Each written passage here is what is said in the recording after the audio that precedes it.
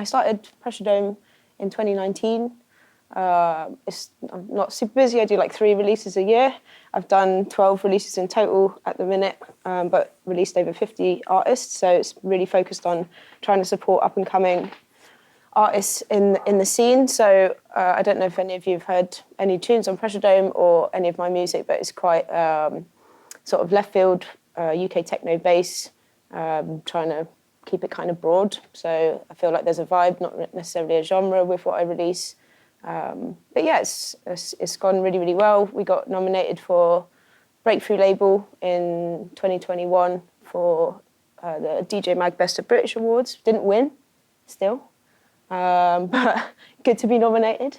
And then, yeah, just kind of keeping going. It's nice still coming up to sort of the 5-year anniversary in September. We got featured as DJ Mag's like vital label this month in the print mag. So yeah, it's been really nice, kind of just kept things quite consistent, not overloaded everyone with releases, but still kind of getting noticed here and there. So it's really nice. And most of it's just working with my mates and building like a nice community around what we've got. So that's been really fun.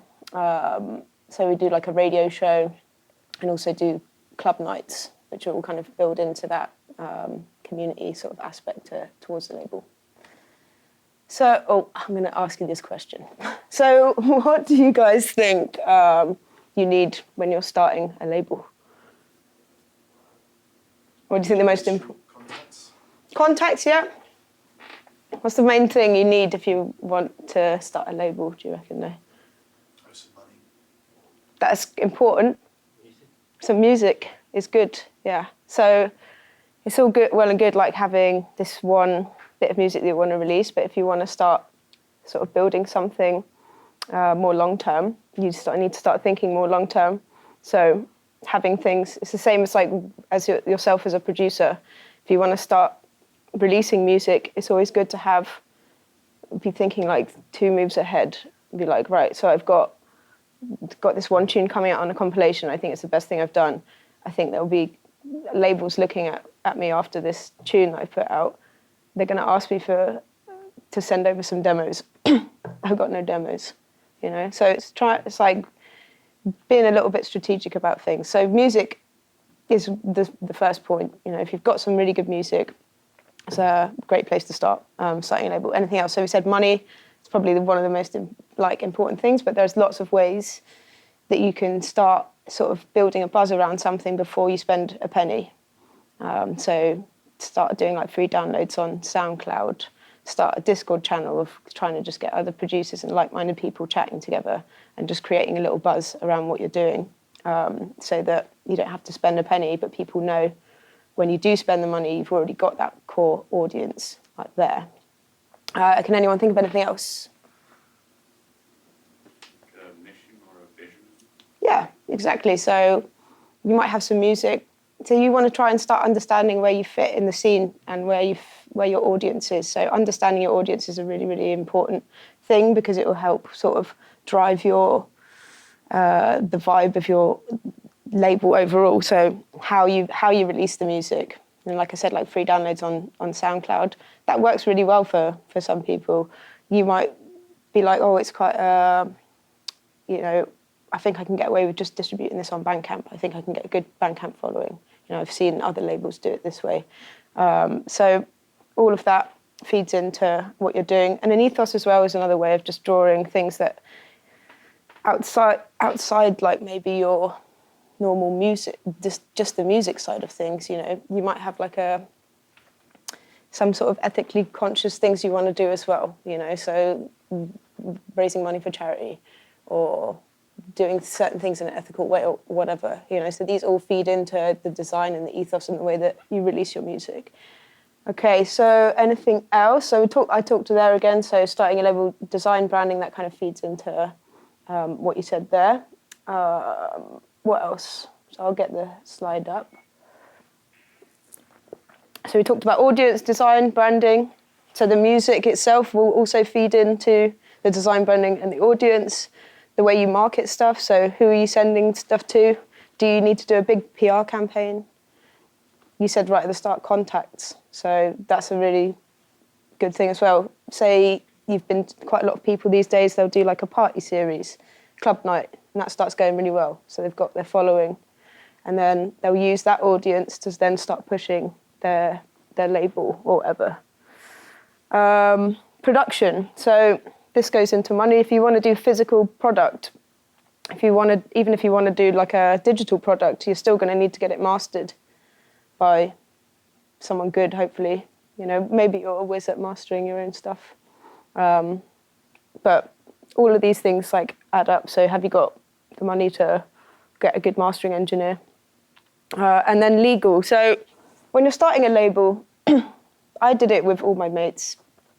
I still got everyone to sign a contract. Because I've worked in label management, not everyone's friends forever. Like usually I feel like, you know, I'm going to stay mates with all my friends, and I hope I will. But it protects you and it protects the label. And it means if there's any disputes further down the line, the tune does really, really well. You're not going to be then like arguing for percentage splits like down the line. You know, if you get the contract in place, it's not being, even if it's your mate, you're not being an ass, you know, like asking for them to sign a contract. It's just so that everything's easy, everything's in writing, and you both understand what the deal is, basically. Do people know anything about like what a normal sort of record deal is like with like an independent label? How much, like, do people understand about like the different ownerships of your music that you have when you write it? Okay, so I'm not going to go into like super depth, but you have performance rights, and then you have the mechanical rights. Okay, so you have the rights because you were in your studio, you performed the notes, you wrote it, and then you have the mechanical rights of the recording.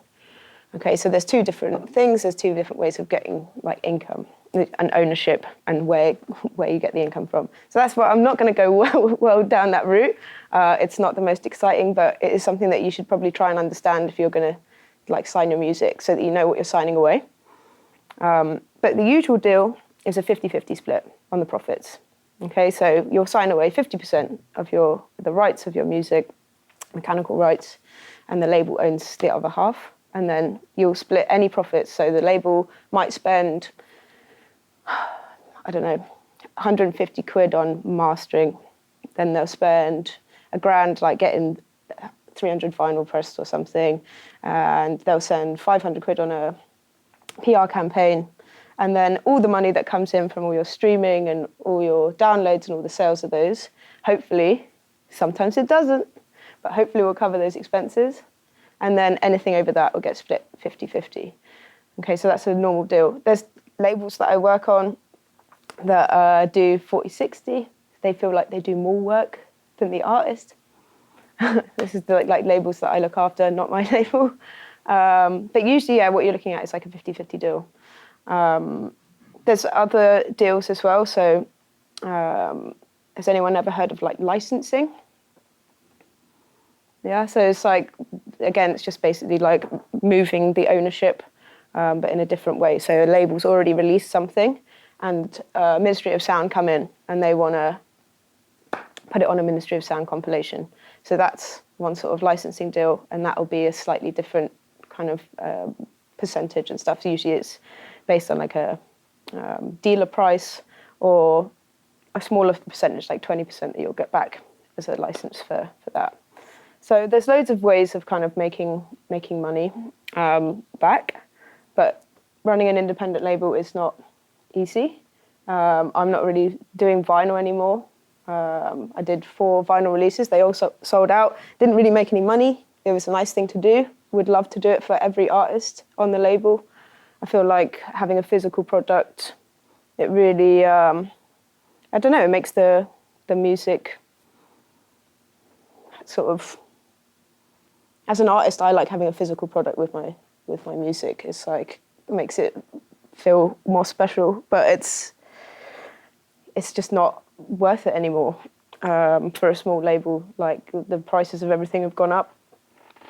So yeah, it's hard as an independent label to make money on physical product, but things like merch and using things like Bandcamp really, really help.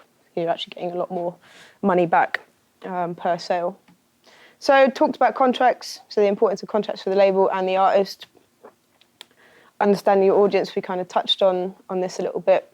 So how understanding your audience will kind of influence your decisions on how to market and sell your music, and how the ethos of your label might kind of broaden your audience.